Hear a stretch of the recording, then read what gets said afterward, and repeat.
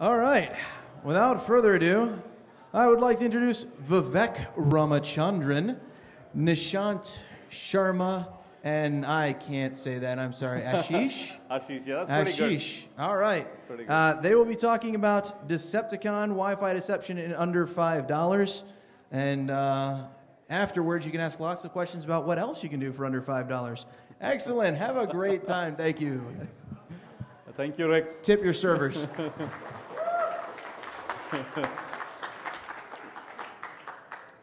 Okay, so thanks again, Rick. It's always a pleasure to speak at the Wireless Village.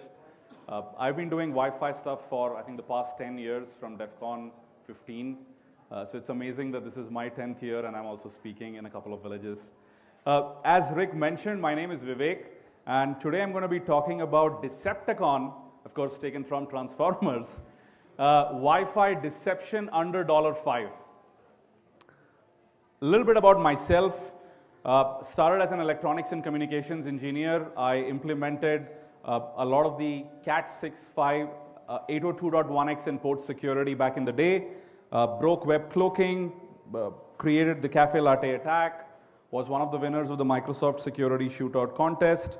I speak and trains at conferences. We do Black Hat every year, the Wi-Fi training. I also run SecurityTube.net and Pen Tester Academy. Written a bunch of books, and let's come to Deceptacon. Okay, so what is Deceptacon? Now, as a Wi-Fi hacker, I have created a lot of honeypots, right? All of us have. What I really wanted to do is see if we can create honeypots which can trap attackers, probably both trying to attack your home network as well as enterprise. So the whole idea is now, why not create honeypots which trap attackers? And that is where the idea for Deceptacon came. Now, when you look at honeypots deployed, in an enterprise, even doing extremely simple things has actually netted me a lot of attackers. To give you an example, if the office network is called Pen Tester Academy, and that's WPA to enterprise, and if you have an open AP or probably WPA PSK with an easy passphrase, you'll actually see a lot of people trying to break in. As far as WPA passphrase is concerned, pick one of those from rocku.txt. Right? Everyone uses Kali. Everyone is going to use the same dictionary. I think the attacker might get a gratifying feeling that he cracked the network, logs in, does a lot of mischievous stuff, but of course, we are watching. So I tried out many of those, but interestingly, what I wanted to do is see if we could build these Wi-Fi honeypots in under $5. So which means you can pretty much leave them deployed anywhere, at your parking lot, at probably kind of hanging from one of your windows, and see what happens, right, just for fun. So I did a lot of research on the different devices available, and I finally picked up the ESP8266. Any of you guys worked with it? Okay, just one? So this is actually a very interesting chip. It is used for the Internet of Things. It's a full SoC. The wireless card on it actually has BGN capability, which is fantastic. The SDK is open. It can actually do, of course, open WPA, WPA2, and the latest firmware even allows you to do WPA Enterprise, which is almost unbelievable for a chip that size. It's a full-blown 32-bit RISC. You can use the 80 megahertz option or the 160 megahertz option, either of which is pretty reasonable for the task in hand.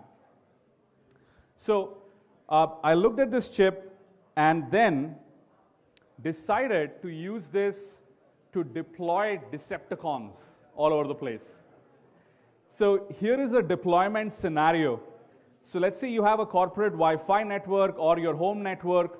You can deploy a bunch of these Deceptacons, attach long-range antennas. I've even tried using a couple of signal boosters, and then misconfigure them, right? Use a different passphrase, make them open networks, because when you do an aerodump scan, you're probably thinking, corporate Wi-Fi, someone forgot to configure that AP properly, right? So if someone is attacking, that's probably going to be the first target. Still, even enterprise deception solutions, which is out there in the market, doesn't use too much of Wi-Fi from what I've seen. I've never seen a complete Wi-Fi deception solution. So how would this work? We create the honeypot network, and then we actually connect to a backhaul network. So here is what I want to do. The chip is actually on the development board, but the chip really is half the size of the development board you can see right now. Now, what I wanted was I could just power this over USB anywhere, and it actually creates a fake honeypot network, and at the same time connects back to one of the corporate APs, so that when an attacker connects to the honeypot, we can go back and tell the admin, right? Now, unbelievably, this little chip can do both an access point and client mode at the same time. So it can maintain dual stack, so we do not require two different Wi-Fi cards or two different chips. Of course, the only limitation is your honeypot would be on the same channel as your corporate AP if you wanted to connect back. That's not necessarily a bad thing because the attacker is expecting the corporate APs to probably be in one of those channels, right? So we create the honeypot network, and I'll show you, what is the IDE, and I'll give out all the sample code today. We create the honeypot network, and then this actually connects back to your home Wi-Fi or to your corporate Wi-Fi. After that, anytime an attacker connects to the honeypot, we automatically send out these little messages over to our remote server, which it can access over the backhaul network. How many of you have heard of MQTT? Okay. Think of it as Twitter for IoT devices, right? Really short messages. You can pack a lot of things in there. So this uses MQTT to go ahead and communicate with a remote MQTT server. I'm just using a free server on the internet, Cloud MQTT.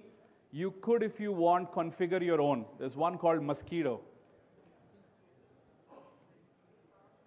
Okay, so once we've connected, the device actually waits for an attacker to connect to it. The moment he connects, it starts sending all of those little messages back to the command and control. Now, another option which we have is if you actually wanted to deploy this on a hotspot environment, let's say have Starbucks AP on it or T-Mobile, then I'm also giving out a program where you can create your own splash screens, all on this device. So this has an embedded web server in it.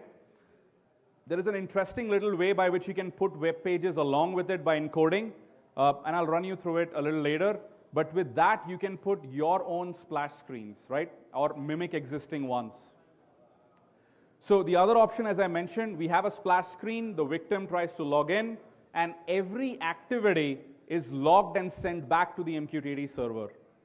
I'm also working on an enhancement where this can even store all of that locally. So you could deploy this, come back after a day, bring it back, connect it to your computer, and it can start dumping all of the usernames or whatever was collected when people connected to your splash screen. Okay? So this is the overall view of what we want to achieve, right? So now the question is, how do you program this device? Now, how many of you have ever programmed an Arduino? Okay, good news. The ESP8266 SDK integrates flawlessly with the Arduino IDE. And there is actually a lot of wrapper routines so that you can use the Wi-Fi module and a couple of others. There are certain SDK-specific APIs which you may have to call, which don't exist in Arduino. And well, I have all the code and everything documented. So, Deceptacon, the first example which I'm going to show you is how to break Deceptacon up and look at these smaller building blocks. Now, keep in mind, the idea is not to run through a whole programming exercise. We have limited time, so I'm going to show you code, run a couple of live demos, run a couple of them on video just so that we can cover everything. After the class, I have a couple of ESP8266, so if you want to try it out live or do something, just let me know. Okay, so let's start from the basics. I wanted to give you an idea of how simple it is to actually program these devices. This isn't as difficult as probably, taking OpenWRT, customizing it. This is really simple. A lot of the sample code is already out there. Okay. So let's actually start with the obligatory hello world. So I have connected this to my USB. The ESP8266 has a serial port, and the development board has a serial to USB converter. So you can just directly talk to the chip, over your USB port. So I have set up the chip here. If you look under board, it says Node MCU. The frequency is 80 megahertz. Most importantly, you just need to make sure that you have selected your USB to UART port, okay? Now, extremely simple. When the device comes up, we can run what is called setup code. Now, if you've done Arduino, you already know this. This is for the rest of the gang who probably hasn't used Arduino before. So setup only runs once, and all we do in setup is I set the serial port speed along with probably just printing a couple of hello worlds. After setup runs, we actually go through what is called an event loop, and that loop keeps running, and you can pretty much put in whatever you want inside of it, right? Simple example, so I'm going to go ahead, upload the code, run it. So we are compiling the sketch.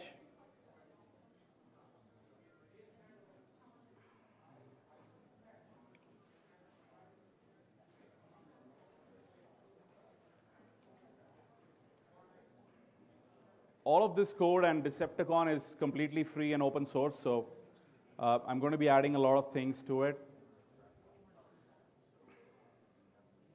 You will love this little device. I've fallen in love with it for the last 6 to 8 months. And they've come out with ESP32, which is the next version. I'm already working on that as well, so should be fun to see. Okay, so now that the code is uploaded, we can look at the serial port of the device by just opening the serial monitor on Arduino. Now I'm going to reset the device real quick. It has 2 switches on it. As soon as I reset, you'll actually see the device once again just print the hello world, right? Quick introduction, as I said, 2 important things: the setup function, where you run stuff one time, and then the loop function, where you want your event loop. So now let's take on something a little bit more interesting.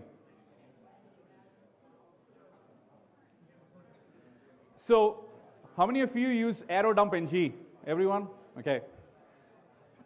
So what I did was I took the base Arduino code, looked at a couple of APIs which the SDK offered, and I tried to create a simple AeroDumpNG.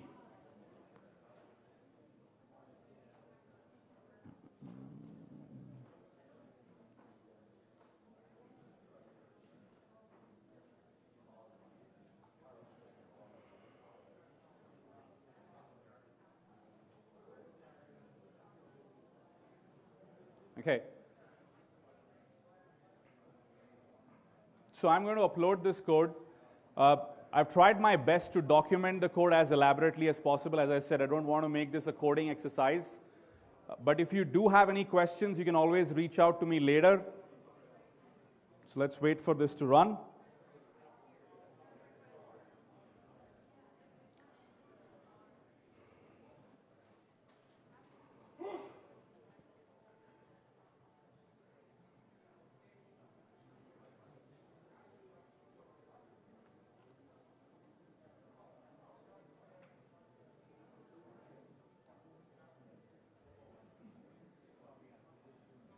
Okay, do you just see that?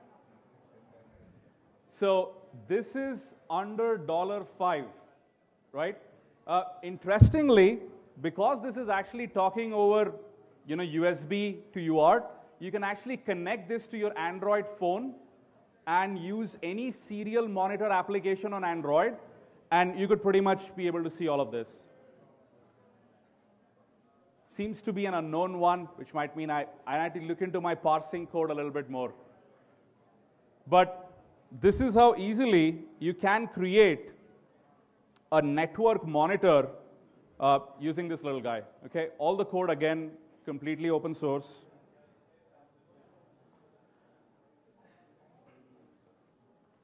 Okay, so the good news is the ESP8266, because it was meant for IoT, they actually have a lightweight TCP and Wi-Fi stack in it. So all we have to do is leverage that stack to create a Wi-Fi access point. Creating an AP is as simple as what you may have done in a couple of the Arduino-based platforms. So let me show that code and run it.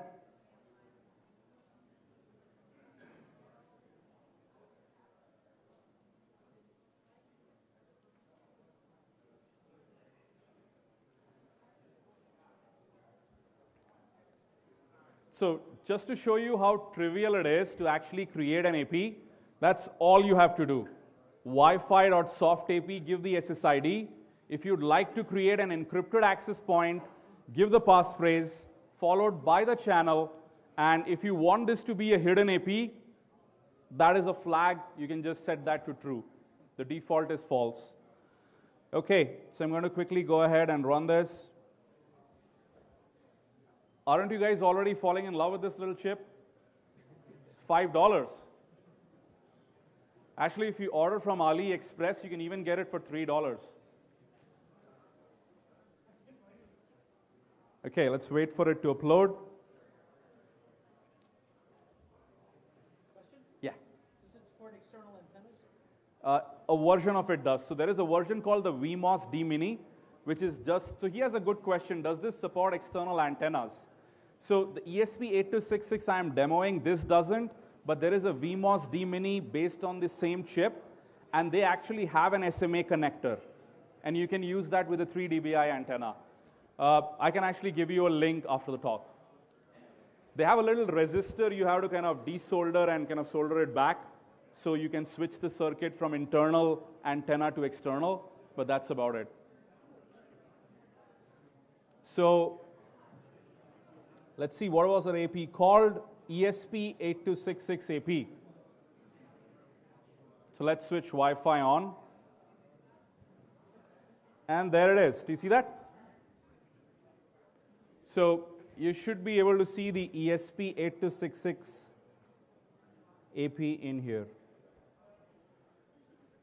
That's how easy it is to actually create an access point using the ESP8266. Right? You can create an open AP, no encryption. You can create a web AP, WPA PSK, and WPA2 PSK.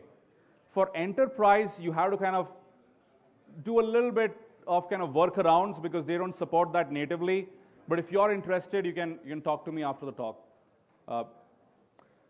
Okay, so what I'm really trying to do here is connect the different blocks we would require to create Deceptacon, right? So Deceptacon is a honeypot AP, which means, of course, we'd have to know how to go ahead and create a Wi-Fi access point. We just saw how to. It has to connect back to its backhaul network, which means the scanning facility and the connect back facility. And then finally, it has to run a web server and make sure that there is DNS redirection, so that as soon as someone connects, DNS can redirect.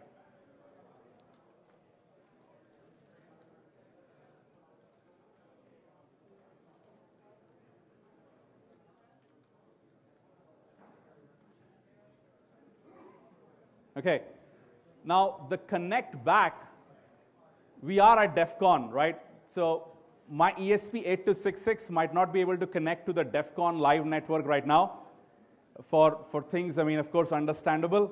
So what I'm going to do is the connection part, I'm just going to show you a quick video, because I don't want someone to hack the device while I'm doing a demo. That would not be pretty. So here is the connection part. Again, really simple. Let me give you an example and show you how the code looks like first.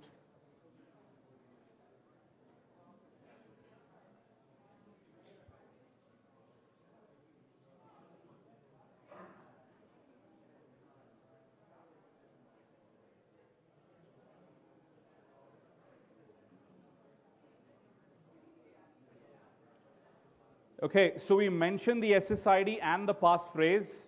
You know what? I can give it a shot. Let's try to see if we can connect to the DEF CON open Wi-Fi. I'll take the risk.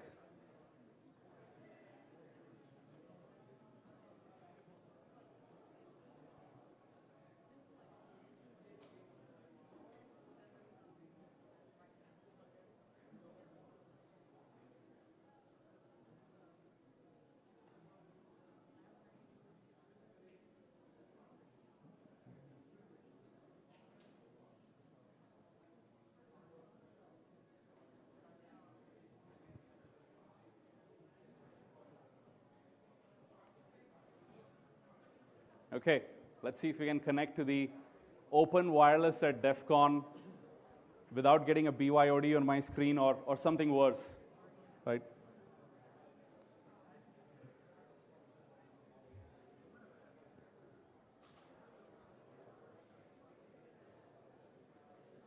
Yeah, question. Yes. Yeah, so that's a good question. Her question is, does the chip have GPIO? Yes. It actually has one more serial port, and you can even do software serial with it. People have even done USB software serial with it. From what I recall, it probably has 8 GPIO ports. Okay. So you can connect, and originally this was meant to be for IoT. So they really wanted it to be able to connect to external devices and be controlled by probably, you know, your fridge or maybe a kettle which has IoT on it. How many of you have that?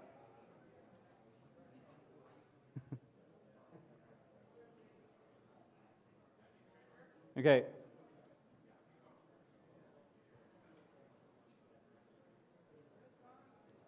So it might have a bit of issue here connecting.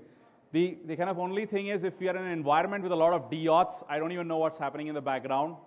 But I'm going to try to reset it and see what happens.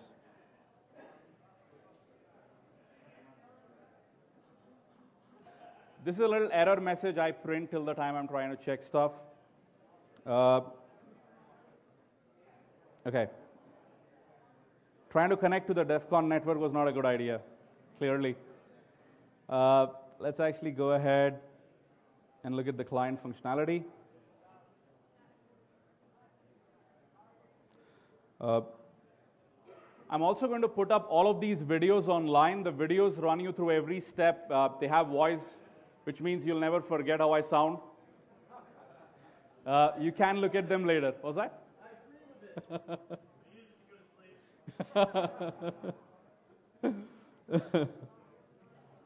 Okay, so once we actually run the code, it's supposed to connect to the backhaul network.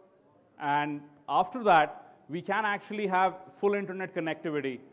This uses LWIP, which is a lightweight IP stack.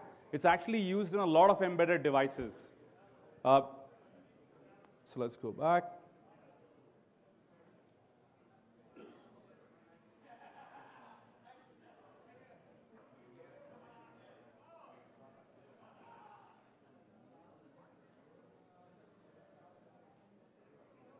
Okay. Now, let's actually look at Deceptacon itself. I'm just going to run you through a little bit on the code organization. Okay. So the way Deceptacon works is, first it has to create a honeypot AP, right? So that honeypot access point is actually being created over here in a deception AP. It creates a honeypot AP. The SSID is free internet, of course. I live in a downtown area, so it's actually quite fun to hang this from my window and see how many people try to connect to free internet.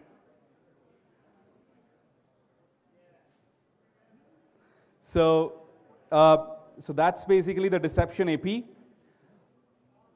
Now, once the honeypot comes up, we want the backhaul network to also work, right? So that we can send all these messages back to the command and control server.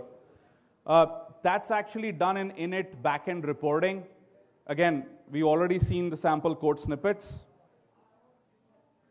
Now, after this, we are going to go ahead and start the DNS server. How many of you have had trouble doing DNS redirection attacks? You probably used a couple of tools where you had to ensure that all your DNS replies get redirected to only your IP address, right? And it's pretty painful sometimes to get right. Now, with ESP8266, it couldn't be simpler. They have a DNS server, and in DNS start, the second argument, if you actually mention a wildcard, it automatically goes ahead and responds to every DNS request with the ESP8266's IP, which is fantastic, right? This is the most difficult part I've always found kind of getting right when you create MITM setups or any form of deception or honeypot setups. But hey, I mean, they support it in the stack itself. I don't even know why they market it as an IoT device. They'd probably have a lot more success marketing here in the vendors area. So this is how you start the DNS. I have a couple of error checks over here so that we can make sure we are reconnecting, etc. This is a dummy account. You can see all the passwords. You can try it if you like. It's all yours. But this is the backend MQTT server. And what we actually do is, as soon as we bring up the access point, we tell the remote server, hey, the AP is up. When someone connects to your AP, we say, hey, XYZ client with this MAC address connected to you. When the client opens a browser, we go ahead and send a message, login page sent, right? And you'll see a mapping of all of that with the GUI in just a bit.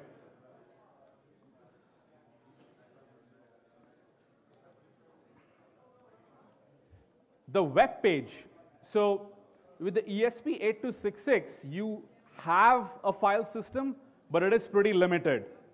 However, what you can do is embed the web page itself into the code so that it pretty much is kind of fetched at runtime directly from memory. You don't have to do any of the disk access. I did that. I wasn't too happy with the performance. It has a very, very small disk, I think a couple of KB, if I recall. So I have the entire hotspot page, the whole HTML and everything in here, embedded inside the code as a variable.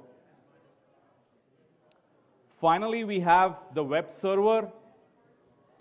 So all the web server does is, as soon as a client connects, the DNS redirection happens, it throws the splash page regardless of whatever URL is being requested, right? Just like any captive portal. Okay, so let's actually run this.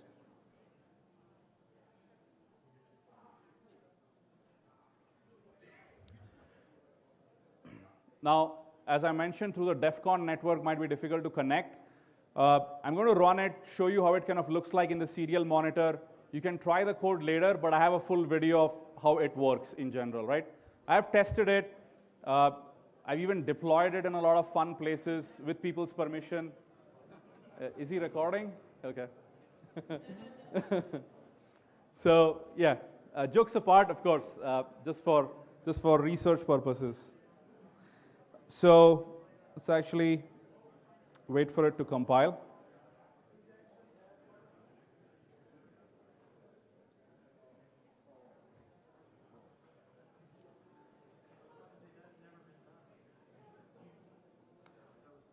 So right now the access point is up, and If you use your phone, you should be able to see a free internet. Feel free to connect to it. I have a friendly malware. It'll just occasionally say hi to me. So, as I said, you can pretty much try this. Okay, so we have one connected client. Who is that braveheart? Who connected? Someone did connect. Okay, he did. So feel free to connect if you notice. Because we don't have an outgoing internet connection at this time, the MQTT message says we aren't able to connect, but that's okay. You can try that later. So feel free to connect to it. I'm just going to show you how this looks like when you deploy it in a much more saner network than here. So let's actually go in.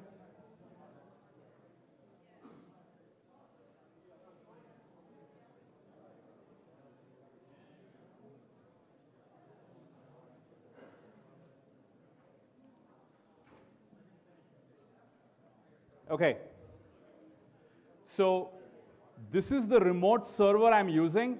There is a free service called Cloud MQTT. You can sign up for a free account, which is really what I did.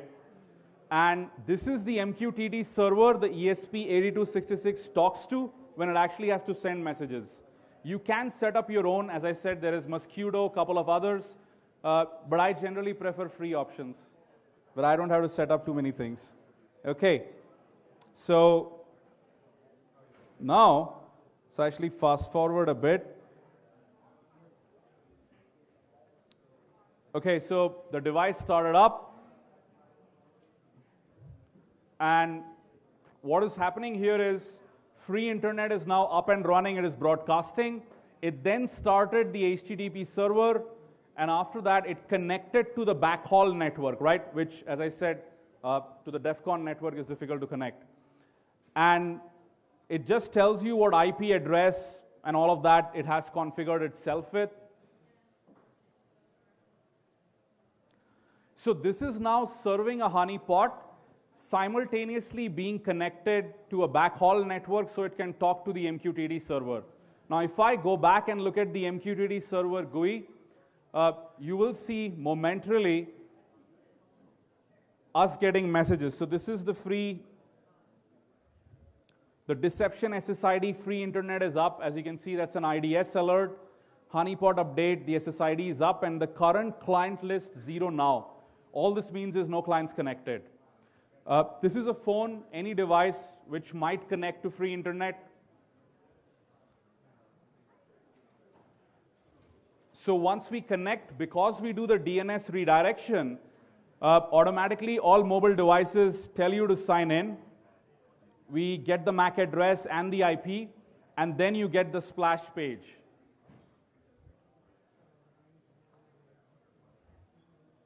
For legal reasons, given this is recorded, we have a custom page called Hacker Arsenal, but you can create any splash page in there.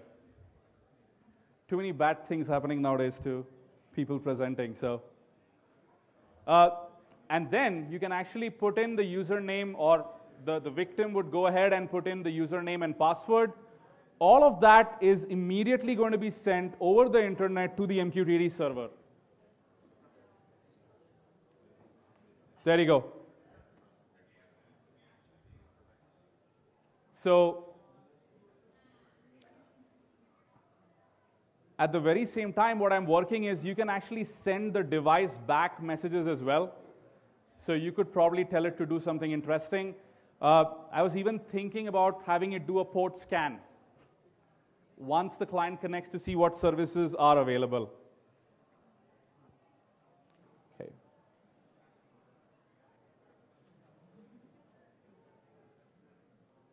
Okay. So all the code is going to be available. As I said, I've tried connecting to the DEFCON network. Maybe by tonight, I'll have everything up on hackerarsenal.com. And you can download it. Okay, so that's all I have. Thank you. Any questions?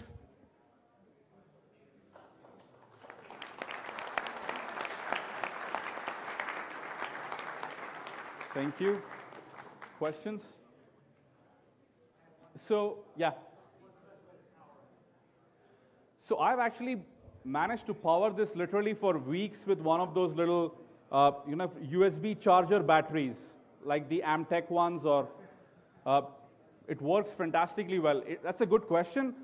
Additionally, the ESP8266 actually supports a low power mode where it can switch itself up and pretty much operate in very low power and then automatically switch itself on periodically. So doing that, someone even claimed to run it for a year. I mean, I don't know how much truth is there in it, but so you can do a lot of stuff with this. They also have a new chip called ESP32, which allows you to do both Wi-Fi and Bluetooth, low energy and your regular Bluetooth. My recommendation is look at all the new IoT platforms coming out. This is actually a treasure trove for wireless hackers. Because, I mean, they've done the kind of time investment and research to miniaturize them anyway, and all of them need to have full-blown stacks so that we can use it. And, I mean, I go crazy just buying stuff from AliExpress, and just most stuff seems to work. I mean, unlike the time when you have to hunt for wireless cards or platforms endlessly for weeks, some of the new platforms are great. All the IoT platforms, especially the ones with wireless and Bluetooth. So, yep. Okay, thank you very much. Thank you. Thank you.